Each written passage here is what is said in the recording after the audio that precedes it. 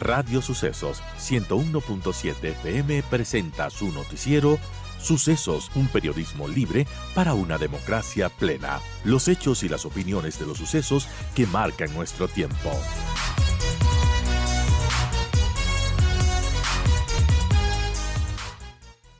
Hay mucha expectativa de la llegada, de los impactos que esta visita tendrá. Y bueno, hay quienes consideran que a diferencia de otras autoridades de los Estados Unidos que han llegado al país, la visita del alto funcionario sí puede sentar un precedente y desembocar en anuncios significativos que reafirmen la cooperación bilateral. Y ya la canciller ha dado algunas entrevistas en medios colegas y ha anunciado que está en fase de negociación un programa limitado de acogida con Estados Unidos para 300 refugiados y solicitantes de asilo por año bajo condiciones específicas. También ha mencionado que se espera dialogar acerca de la instalación de una base que tenga diferentes tipos de cooperación, que no solamente sea una base militar, algo que, por cierto, cada vez es más cerca que se dé una realidad porque ya se trató este tema en la Asamblea Nacional, ya se podría enviar próximamente esto a consulta popular y lo que falta es que se refrende en las urnas el tema de permitir que vuelva una base extranjera. Y bueno, no sabemos si es que los Estados Unidos tienen intenciones, pero sería algo que se podría dialogar. Estamos ya con nuestro invitado, con don Richard Salazar. Él es docente del Centro de Asia de Flaxo y justamente vamos a hablar de esta visita de Marco Rubio, lo que implicará para nuestro país y para la región, porque Marco Rubio ha anunciado que su visita también se dará en México. Y todo esto en medio también de las tensiones que han ido creciendo entre Venezuela y los Estados Unidos, entre esta situación que existe en el Mar Caribe, donde hay unos buques impresionantes, un despliegue, un contingente de seguridad impresionante desde los Estados Unidos en las costas caribeñas muy, muy cercanas a Venezuela, de lo que se habla que podría darse una intervención o no de los Estados Unidos en Venezuela. Esto en medio también de las acusaciones que ha hecho los Estados Unidos de que el presidente, alias slash dictador Maduro, no sería solamente un dictador a cargo de un régimen en un país, sino que estaría liderando también un cartel de narcotráfico. Todo esto también se espera hablar con Marco Rubio. ¿Qué va a pasar en la región y en nuestro país también como en su posición quizás estratégica de salida de droga de los puertos de Ecuador hacia otras zonas de Estados Unidos, de Europa? ¿Qué nos espera, qué nos depara la visita de Marco Rubio? ¿Qué significa esta visita, Richard? Bienvenido y gracias por estar con nosotros. Buenos días, muchas gracias por la invitación, Verónica. Bueno, esta es una visita que nos pone con muchísimas expectativas. Sin lugar a duda, es una visita muy importante, demuestra muchísimo. Es un indicador que Ecuador es un punto importante en la región latinoamericana, porque además llega, como usted ha mencionado, luego de visitar México. Y México, hablando precisamente de los temas del narcotráfico, es quizá el país más sensible porque está además en la frontera con Estados Unidos. Claro. Y porque además se sabe que los carteles más importantes de la región en este momento son los carteles mexicanos. Entonces, la visita de Marco Rubio es sin duda una cuestión muy importante en medio de una relación que es una relación bastante amistosa, una buena relación que tenemos históricamente y ya desde el gobierno de Lenín Moreno hacia acá que se ha venido reforzando. Antes de eso tuvimos unos años de relaciones mucho más tensas con Estados Unidos, pero desde el gobierno de Moreno, desde el 2017 acá, se han ido reforzando. Es por eso que no es el primer secretario de Estado que nos visita en los últimos años. En 2019 llegó también Mike Pompeo, y esto demuestra, como digo, una relación muy, muy importante. Yo creo que existen tres temas fundamentales para nuestra agenda con Estados Unidos. El primero es el de seguridad.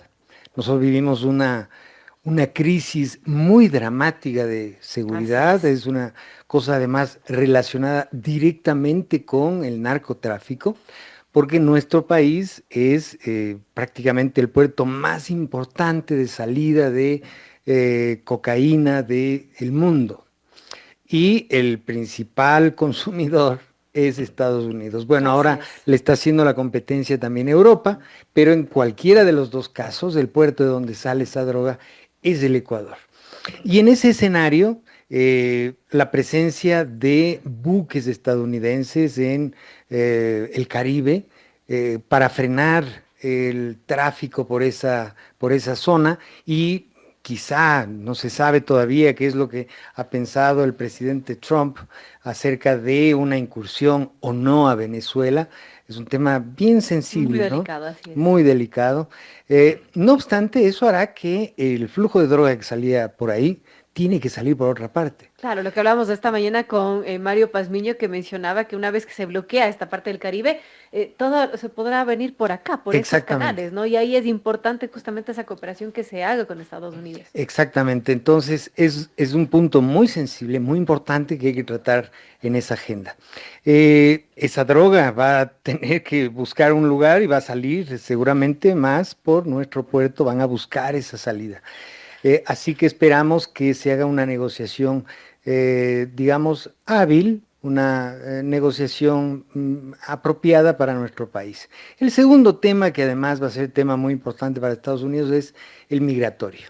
Así es. Otro tema muy sensible para nuestro país y la región, siempre con Estados Unidos, porque esto no es una novedad, pero hay que tomar en cuenta que en este momento el presidente Trump ha tomado una decisión de acelerar los procesos de deportación eh, con procedimientos bastante cuestionables además y que a toda la región, porque esto es de toda América Latina, nos está afectando muy dramáticamente. Eh, en ese sentido, nosotros no podemos hacer demasiado como para pensar que Estados Unidos nos va a tratar de forma distinta a Ecuador que a Colombia, que a Claro. Perú, que a cualquier otro país latinoamericano. Sin embargo, hay otro tema sensible en este punto de la agenda y es este anuncio de que Ecuador podría recibir 300 personas al año que son deportadas de Estados Unidos. Yo lo veo con muchísima preocupación porque es algo que ya se empezó a hacer con El Salvador. Ujú. Aquí se les ha dado un nombre eufemístico con el tema del refugio, pero en verdad no serían refugiados, serían personas que son deportadas de Estados Unidos, que son rechazadas por Estados Unidos y que en lugar de enviarlas a sus respectivos países, que serán docenas o cientos, quizá Así más de es. 100 países, van a ser enviados al Ecuador 300 al año. Eso no sería refugio. El refugio es una calidad, una condición de protección internacional para personas que por motivos de seguridad van a un país, a un destino, en donde les acogen y le dan la seguridad que no tienen en su propio país. Eh, Ese es un tema que seguramente además de Estados Unidos va a insistir mucho, porque para ellos es un tema fundamental en la ¿Cómo agenda podemos del pensar gobierno. que se nos hace este pedido al Ecuador? Bueno, es parte de la estrategia, digamos, de la política del gobierno de Trump en este momento, ¿no? Ellos quieren llegar a unas metas sumamente ambiciosas de deportaciones históricas para cumplir una promesa de campaña desde su primer mandato de Trump.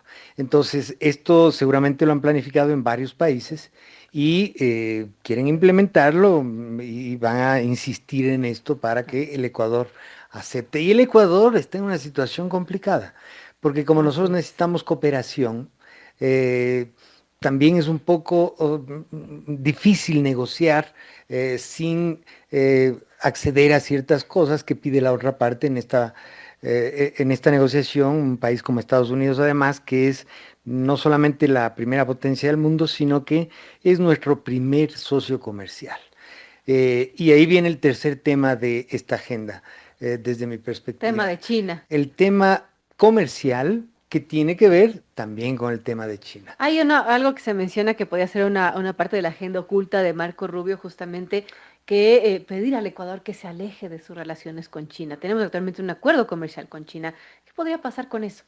Eso es sin lugar a dudas. O sea, eso es parte de la agenda obligatoria de Estados Unidos en toda la región. Tanto más en un país como Ecuador, que tiene una situación geográfica estratégica, pero además está al lado del puerto más importante de todo el El puerto de continente que Chancay. acaba de inaugurarse en Perú, el puerto de Chancay. En noviembre se inauguró ese puerto, es un puerto que va a cambiar la dinámica comercial de toda la región, no solamente del Perú, va a cambiar la dinámica desde California prácticamente hasta Argentina. Entonces, eso va a ser parte de los temas que Estados Unidos quieran negociar con Ecuador. Recordemos que además, en el caso de Panamá, que fue de las primeras visitas que hizo el secretario Rubio, le exigieron a Panamá salir del acuerdo de la Franja y la Ruta, acuerdo que además acaba de ser refrendado por el presidente Noboa en junio en su reciente visita a China. Así es. Entonces, la verdad es que estamos en una situación, digamos, complicada de negociación entre los dos colosos del mundo, porque es innegable además que China es la segunda potencia mundial, es un país que además nos provee de muchísimos productos. Hoy vemos que todo es made in China, todo es Así es. los textiles, la ropa, los muebles, o sea, ya no solamente los automóviles o teléfonos, todo además con costos bastante accesibles. Y en un país en donde el salario mínimo es 470, un país dolarizado, evidentemente el precio manda. Entonces, para nosotros es muy importante mantener relaciones comerciales con China. Para nosotros es muy importante poder comerciar desde Chancay también, porque el puerto de Chancay no es que va a funcionar solamente para enviar cosas a China. Claro. El puerto de Chancay va a servir para que los países vecinos puedan tenerlo como puerto de salida hacia todo el Asia-Pacífico. Esto es China, Japón, Así es. Corea, con quien hoy se acaba de firmar además Un acuerdo definitivamente el acuerdo comercial. comercial entre Ecuador y Corea, que estaba pendiente, hacia Filipinas, hacia el sudeste asiático. Se abre una nueva ruta de mercados para el Ecuador y allí, bueno, qué diatriba tan difícil, ¿no? Que tiene el país en estos acercamientos también con los Estados Unidos, que es vital también tenerlos en buenas relaciones. Así es, entonces nosotros estamos entre dos colosos, es una situación incómoda, pero ahí vamos a ver la capacidad diplomática y de negociación que tenga el gobierno. El gobierno tiene que ser hábil, inteligente y tener estrategias sumamente sofisticadas para esto, ¿no? Claro. Porque definitivamente nosotros no podemos pelearnos con China, definitivamente no podemos pelearnos con Estados Unidos, ni siquiera podemos pelearnos con Rusia, aunque digamos, podamos ver con cierta crítica, con cierta, no, con mucha crítica en mi caso, el tema de Ucrania, Así que es. es indefendible. Sin embargo, nosotros, o sea, un gobierno no se puede poner en esa situación, en una crítica frontal, porque nosotros dependemos en el comercio de estos grandes países, ¿no? O sea, Rusia es el cuarto socio de Ecuador después de Estados Unidos, China y la Unión Europea. Y ya tuvimos un impasse el año pasado porque cuando el presidente anunció que se iba a entregar un armamento antiguo que él le llamó chatarra rusa a Estados Unidos y Recuerdo ese además pase, así es. eh, tuvo que disculparse porque inmediatamente Rusia cerró las importaciones desde Ecuador y al Ecuador no le conviene eso. Entonces, Así es. ese es un indicador de lo difícil que es una negociación, una situación como un país como el Ecuador, que es un pequeño país, amamos a nuestro país, somos orgullosos de ser ecuatorianos, pero tenemos que reconocer que es un país pequeño en el concierto internacional y que dependemos del comercio con todos estos países. Así que yo espero que el gobierno tenga una suficiente habilidad y que tenga estrategias sofisticadas para poder manejar y estabilizar esas relaciones. Veamos qué sucede tras esta visita de Marco Rubio, que como mencionamos va a marcar la agenda noticiosa de esta semana y de lo que suceda también estratégicamente en la región. Yo quiero agradecerle a Richard Salazar, docente del Centro Asia de Flaxo. Gracias, Richard, por acompañarnos esta mañana analizando temas de coyuntura que son importantes. Muchísimas gracias, Verónica. Amigos, 8:44, tenemos que irnos a pausa breve porque volvemos para conversar con el embajador Luis Gallegos, quien fue canciller del Ecuador. Temas importantes como este de la visita de Marco Rubio y también lo que Ecuador ahora exige una visa de transeúnte a ciudadanos de 44 países. Volvemos con ese tema.